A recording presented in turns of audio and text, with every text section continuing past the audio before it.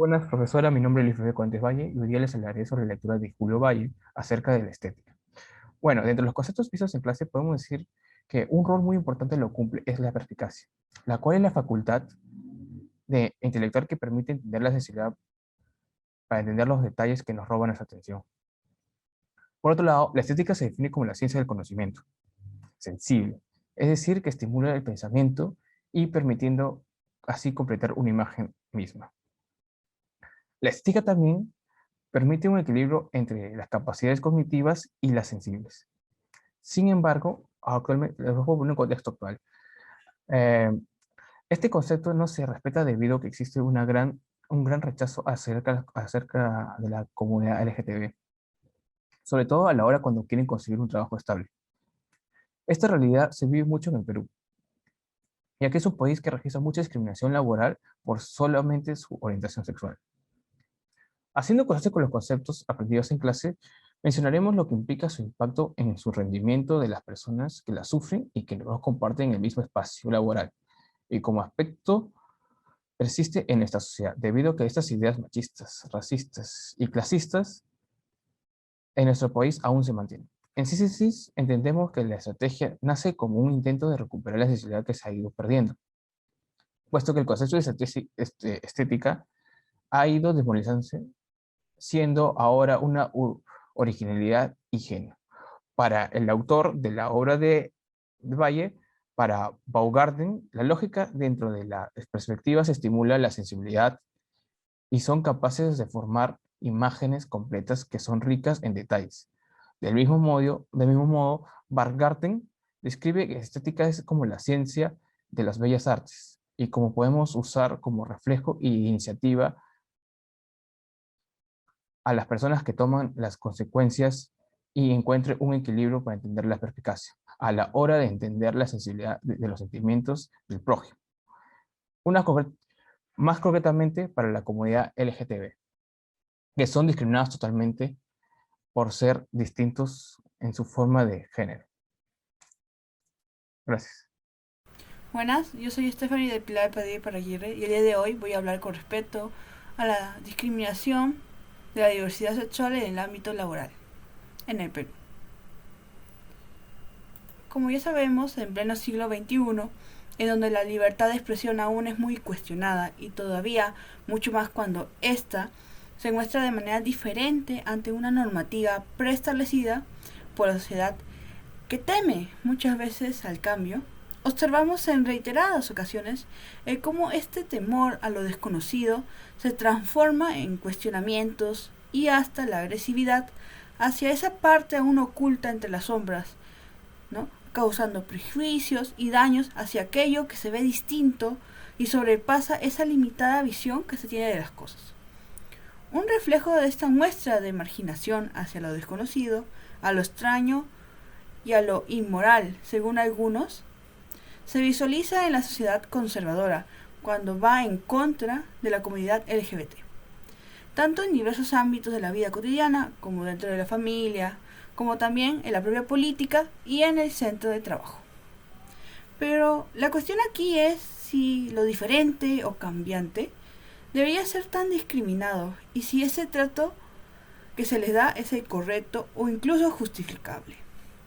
Ante esta premisa se discutirá sobre uno de los diferentes ámbitos en donde la diversidad sexual es ampliamente discriminada, y en esta ocasión será en el ámbito laboral. La diversidad sexual es un término que se usa para referirse de manera inclusiva a toda la diversidad de sexo, orientaciones sexuales e identidades de género, sin necesidad de especificar cada una de las identidades, comportamientos y características que conforman esta pluralidad.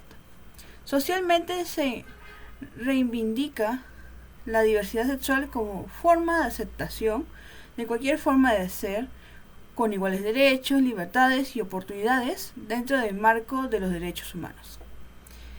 Pero si la diversidad sexual nos habla sobre la existencia de una gran pluralidad de personas que se identifican y pertenecen a este grupo, ¿por qué existe una latente discriminación o injusticia hacia esta comunidad en el ámbito laboral? ¿De dónde proviene todo ello? Según Tomás Nagel, El mundo está lleno de desigualdades, dentro de los países y de un país a otro. Esta no es cuestión de mala suerte.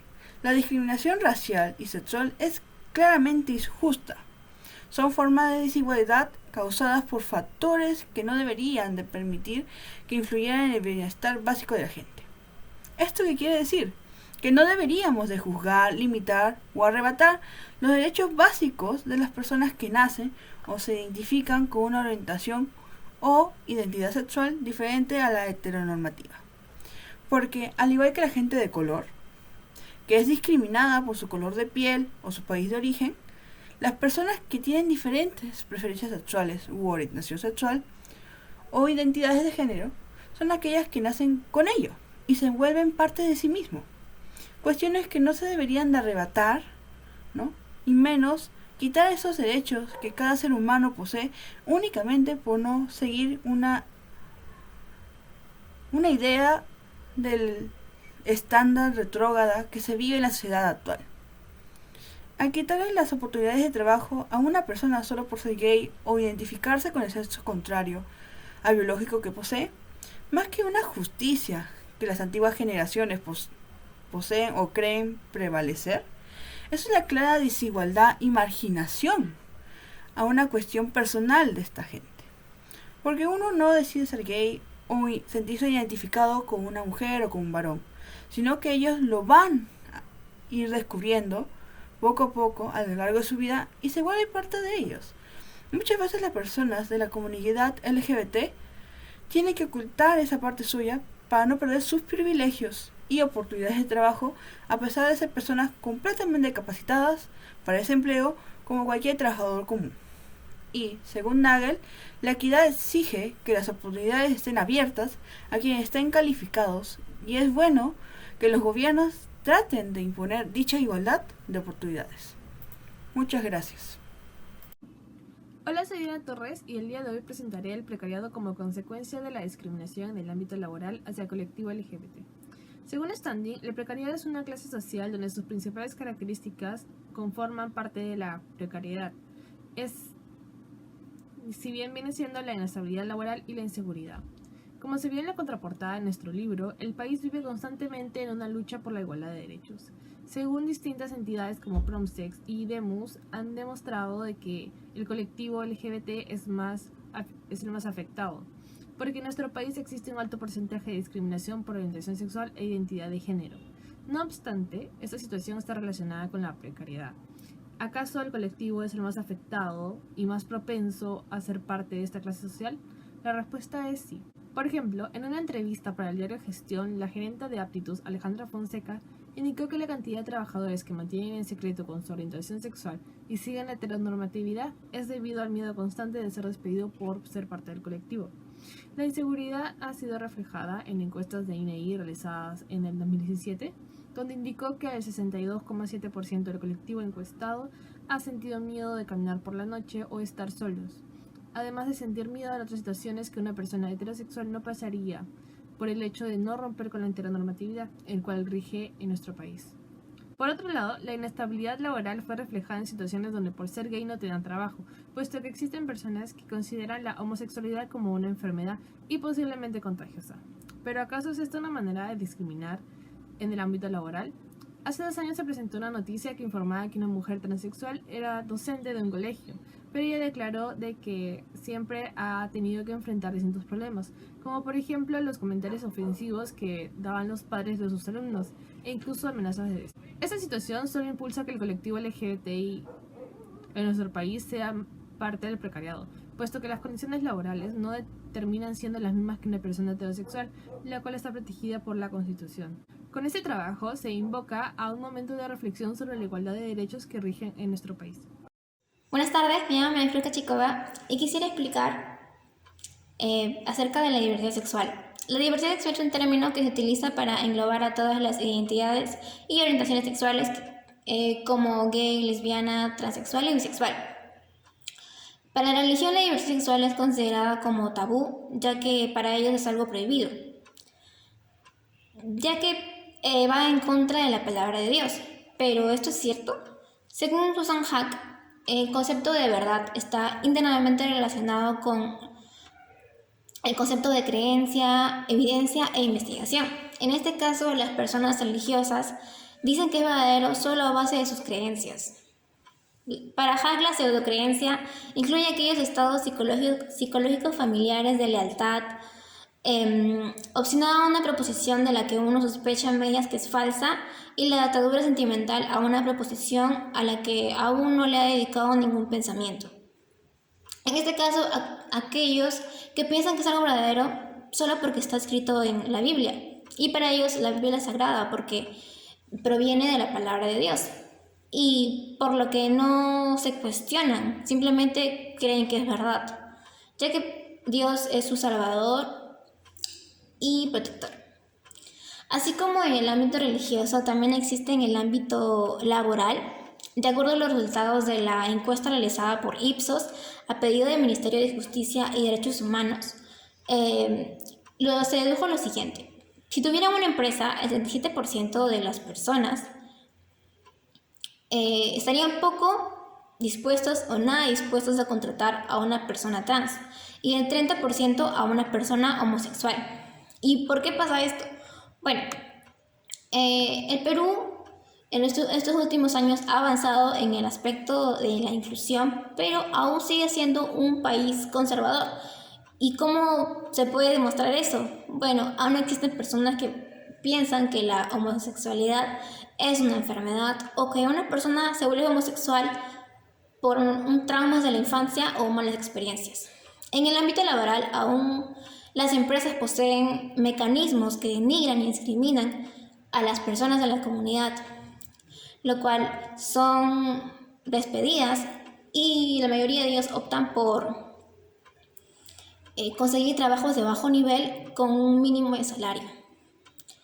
Este rechazo hacia ellos no es algo reciente, ya que hace unas décadas atrás, en el Imperio Inca, sucedía lo mismo. Las personas homosexuales eran castigadas e incluso quemadas vivas, ya que se les consideraba como personas repugnantes y desagradables. Pero es verdad que las personas homosexuales son repugnantes y desagradables. En la actualidad, la mayoría de personas cree que los homosexuales o personas de la comunidad son mala influencia. Y al momento de refutar su respuesta, no dicen nada concreto o no demuestran una investigación. Simplemente dicen que lo es y nada más. O incluso existen personas que dicen aquello simplemente porque sus padres o personas cercanas a ellos le dijeron, sin demostrar ninguna preocupación por la verdad. Bueno, pero ¿por qué es importante descubrir la verdad? ¿Por qué deberíamos preocuparnos por esto? Es cuestión de integridad. Según Hack, la integridad intelectual es instrumentalmente valiosa porque a largo plazo y como un todo hace avanzar la investigación, y la investigación tiene éxito instrumentalmente valiosa. Entonces, ¿qué podemos hacer para descubrir la verdad? La respuesta sería investigar de manera justa y parcial, o como Hack lo llamaría, ser un investigador genuino. Aquello que quiere llegar a la verdad de la cuestión que le concierne, tanto si la verdad se ajusta a lo que creía al principio de la investigación como si no, y tanto si es probable que su reconocimiento de verdad lo lleve a obtener una plaza fijo o lo haga rico, famoso, popular, como si no. Para acabar con estas creencias y verdades, Susan Hack nos recomienda lo siguiente: el antídoto contra la pseudo-investigación y contra la pérdida de confianza es la importancia de la integridad intelectual que engendra en la investigación auténtica y el respeto que engendra por las demandas de evidencia y argumento. Muchas gracias. Mi nombre es Elena Suárez y ahora procederé a hablar sobre la discriminación laboral hacia la comunidad LGTB en relación con la enajenación de Marx. En la actualidad, muchos de nosotros permanecemos ajenos a problemáticas ya sea del mundo o de nuestro propio país, porque tal vez no tengamos interés en ellos o porque nos adentramos en una burbuja en la que no dejamos entrar situaciones que son ajenas a nosotros mismos. Pero ¿es la discriminación algo a lo que tendríamos que mantenernos al margen solo porque no tenemos algún tipo de conexión con la población vulnerada? Toda clase de discriminación, aun si no es dirigida hacia nosotros, es un acto sin justificación ni validez, la cual no solo transgrede el bienestar y calidez de vida de las personas que lo reciben, sino que también atenta con el ambiente equilibrado al que todos tenemos derecho de gozar. Lo más lamentable es que este trato puede ser recibido en cualquier ambiente, ya sea en el hogar, en un espacio público o incluso en el trabajo. Entre las comunidades más afectadas, y en el cual quiero centrarme, es el colectivo LGTBQ+. No es de extrañar en nuestro país que las personas pertenecientes a este grupo reciban este tipo de exclusión, debido a que en nuestra cultura el sexismo está infundido ya sea en nuestra forma de hablar despectivamente o en los programas de televisión humorísticos en los que se mofan de ellos con actitudes exageradas y vulgares. Son estos algunos ejemplos que podemos observar y escuchar en nuestro día a día. Sin embargo, existe otro medio por el cual estas personas reciben este tipo de distinción, que es menos notorio que las anteriores, y ese es el ámbito laboral. Como ya mencioné antes, este es uno de los espacios más comunes en los que se ejerce la discriminación y, en mi opinión, en el que se podría sufrir uno de los impactos más fuertes psicológicamente hablando. ¿Por qué digo esto? Porque un espacio laboral debería ser un ambiente en el cual la persona que realiza el trabajo debería sentirse cómoda para poder desenvolverse y tener un rendimiento alto. No obstante, para algunos de ellos esto no existe, y a cambio reciben un trato injusto, inhumano y poco empático. Según la encuesta realizada por el Instituto Nacional de Estadística en 2017, de una muestra aproximada de 8.630 personas de la población LGTBQ+, un 11,5% ha admitido haber sido discriminado o violentado en el ámbito laboral. Las 5 situaciones más frecuentes por las que les han hecho pasar son no pagarles lo que prometieron, hacerlos trabajar todo el día, agresión verbal, física o sexual, obligarlos a permanecer en el trabajo para recibir su pago, amenazar con despedirlos y no permitirles el acceso a servicios de baño. Se puede sugerir que el porcentaje de personas que han pasado por discriminación laboral es bajo, ya que el otro 82,2% oculta su orientación sexual, ya que podrían ser propensos a las situaciones mencionadas, perder oportunidades laborales, de ascensos o movimientos. ¿Es entonces esto un espacio sano en el que ellos pueden trabajar sin miedo y con la moral alta? Podemos tomar de ejemplo la teoría de enajenación de Marx de 1884, para describir la forma en la que ellos pueden sentirse en este ambiente. No se siente feliz, sino desgraciado. No desarrolla una libre energía física y espiritual, sino que mortifica su cuerpo y arruina su espíritu. Por eso el trabajador solo se siente en sí fuera del trabajo, y en el trabajo fuera de sí. Está en lo suyo cuando no trabaja, y cuando trabaja no está en lo suyo. Su trabajo no es así voluntario, sino forzado. Por eso, no es la satisfacción de una necesidad, sino solamente un medio para satisfacer las necesidades fuera del trabajo. En este caso, la enajenación no se produciría con respecto al producto que se crea dentro del trabajo, sino del trabajo en sí, al ser tratados de una manera irrespetuosa que los hace sentirse fuera de lugar y forzados a trabajar para satisfacer sus necesidades básicas para subsistir.